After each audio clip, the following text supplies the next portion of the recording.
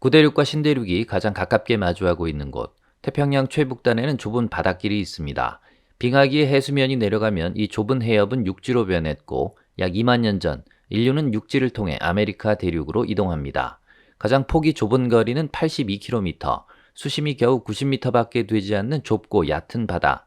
다리 하나만 건설되어도 세계의 역사를 뒤흔들 수 있는데 왜 이곳은 여전히 바다로만 남겨져 있는 것일까요? 작게는 미국과 러시아를, 넓게는 구대륙과 신대륙을 나누는 바다 베링 해협. 왜 이곳에는 다리가 놓일 수 없었는지, 그렇다면 이곳에 해저 터널이 뚫릴 수는 없는지 영하 50도 극한의 베링 해협으로 떠나보겠습니다.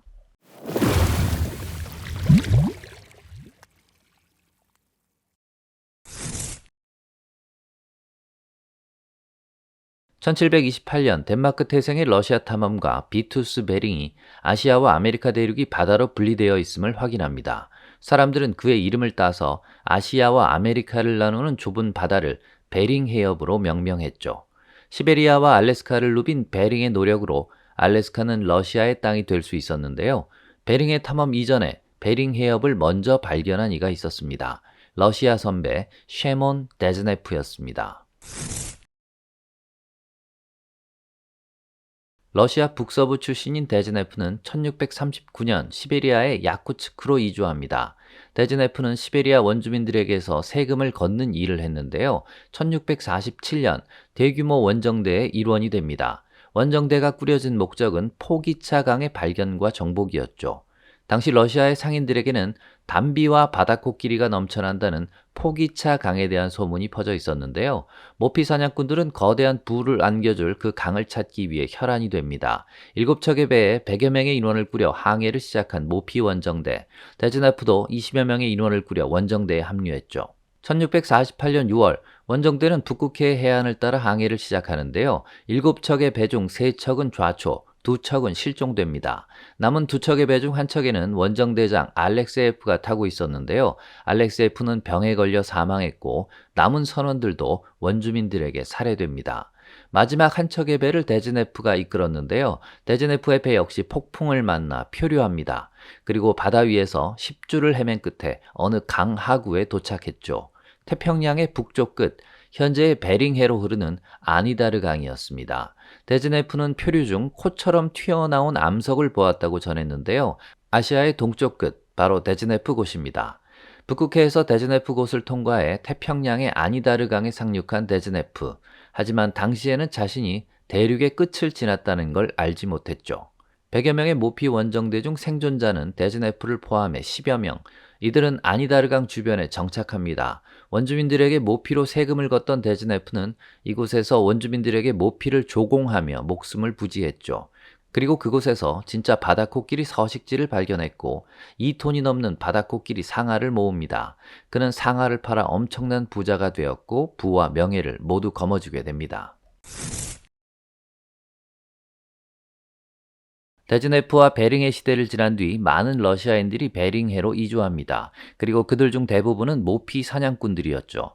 시베리아와 알래스카 일대에 정착촌들이 만들어졌고 1800년 무렵 700여 명의 러시아인들이 알래스카에 자리 잡는데요. 1821년 러시아의 차르 알렉산더 1세는 알래스카의 주권이 러시아에 있다고 선언합니다. 그렇게 시베리아는 물론 알래스카까지 모두 러시아의 땅이 되었죠.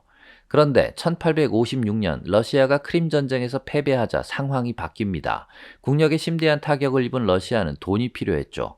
모피 생산을 통한 수익도 급감했습니다. 베링해 인근에 30만 마리 이상이 서식했던 바다수달은 너무 많이 잡아서 멸종 위기에 이르렀죠. 캐나다를 차지한 영국과 육지로 마주하는 것도 러시아에게는 큰 부담이었습니다. 결국 러시아는 알래스카 메가카드를 꺼내들었고 미국의 국무장관 윌리엄 슈워드는 1867년 알래스카를 매입합니다. 당시 미국과 우호적 관계였던 러시아는 알래스카를 미국에 넘기며 영국으로부터의 위협을 감소시키고 재정적 어려움을 극복했는데요. 반대로 미국 여론은 슈워드의 어리석음, 슈워드의 냉장고라고 조롱하며 미국의 알래스카 매입에 부정적이었습니다. 물론 결과적으로는 알래스카에서 석유가 터져나오고 항공의 거점이 되면서 상황은 역전이 되고 말았죠. 그렇게 러시아와 미국의 국경선은 베링 해협의 두 섬 사이에 그어집니다. 대다이오메드 섬과 소다이오메드 섬인데요. 대다이오메드 섬은 러시아 땅, 소다이오메드 섬은 미국 땅이 됩니다. 러시아는 영국의 위협을 제거하기 위해 알래스카를 미국에 팔았는데 미국이 초강대국이 되고 냉전의 시대가 도래하면서 러시아는 베링 해협을 사이에 두고 더 막강한 적과 대치하게 되었죠. 북극만큼이나 차가웠던 미국과 러시아의 대립은 이 좁고 얕은 바다가 육로로 연결될 수 없었던 결정적인 원인이었습니다. 현재도 미국과 러시아의 관계가 우호적이진 않지만 양국의 힘의 균형이 무너지고 경제적 이해관계가 더 큰 이슈가 되면서 베링 해협의 육로 연결은 현실성을 키우고 있습니다. 현재의 기술력으로 겨우 82km의 거리에 다리를 놓는 건 불가능한 일이 아니죠. 군사적 우려 때문에 주저했던 러시아와 중국도 베링 해협을 연결하기 위해 기술적, 경제적 노력을 기울이고 있습니다. 82km 베링 해협의 사이에 두 개의 섬이 자리하고 있는 것도 이곳에 다리를 놓을 수 있는 큰 이점이라고 할 수 있죠. 하지만 이곳의 지리적인 특수성 때문에 쉽게 공사를 들어갈 수는 없습니다. 날씨 때문입니다.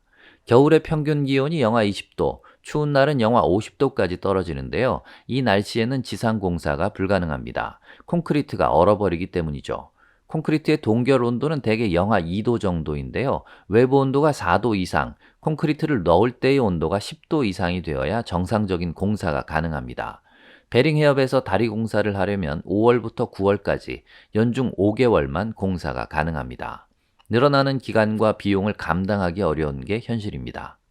바다 위를 떠다니는 유빙도 다리 건설의 걸림돌입니다. 유빙이 다리에 닿을 때 미는 힘의 크기가 엄청나기 때문인데요.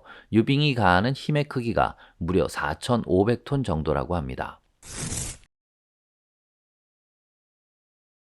이처럼 베링 해협은 다리 건설이 어렵지만 해저 터널 공사에는 좋은 환경입니다. 수심이 낮다는 것이 핵심이죠. 최대 수심이 170m에 불과한 이곳의 수심은 영국의 도버 해협과 크게 다르지 않습니다. 이와 함께 바닥이 작은 알갱이의 화강암과 석회석 재질인 지질학적 환경도 훌륭합니다. 영국의 채널 터널이나 일본의 세이칸 터널 굴착 시 밝혀진 지질 조건보다 터널 공사에 훨씬 유리한 환경이죠. 중간에 두 개의 섬이 있는 것도 터널을 뚫는 데 큰 메리트가 됩니다. 시베리아와 알래스카 두 곳, 그리고 양 섬의 동서 각 두 곳씩 모두 6곳에서 동시에 터널 굴착을 시작할 수 있는데요. 꽤 긴 거리임에도 불구하고 공사 기간을 크게 단축시킬 수 있습니다. 우크라이나 전쟁으로 서방과의 관계가 악화된 상태이지만 푸틴의 시베리아 개발 의지는 어느 집권자보다 확고한데요. 이 또한 베링 해협의 해저 터널 건설에 동력이 될 수 있습니다. 2007년에 제안된 TKM 월드링크는 가장 구체화된 베링 해협의 연결 프로젝트라 할 수 있는데요. 러시아에서 미국으로 철도 승객은 물론 석유와 천연가스를 수송하기 위해 계획되었습니다. 시베리아와 알래스카를 잇는 6,000km의 길이이고요. 베링 해협 아래로 103km의 터널을 건설하는 조항이 포함되어 있습니다. 이 터널이 건설된다면 세계에서 가장 긴 터널이 될 예정이고요. 건설 비용은 약 100억 달러, 14조 정도로 예상됩니다. 기획되고 있는 다른 해저 터널들과 비교하면 긴 거리임에도 불구하고 많은 비용이 들지 않습니다. 현실적으로 가능성이 높은 해저 터널, 실현된다면 전 세계에 엄청난 물류 혁명을 일으킬 해저 터널, 미국, 러시아, 일본, 중국, 한국과 북한까지 한국을 둘러싼 6개 국가의 미래에 큰 영향을 줄 수 있는 해저 터널. 기차 타고 미국 가는 날 올 수 있겠죠?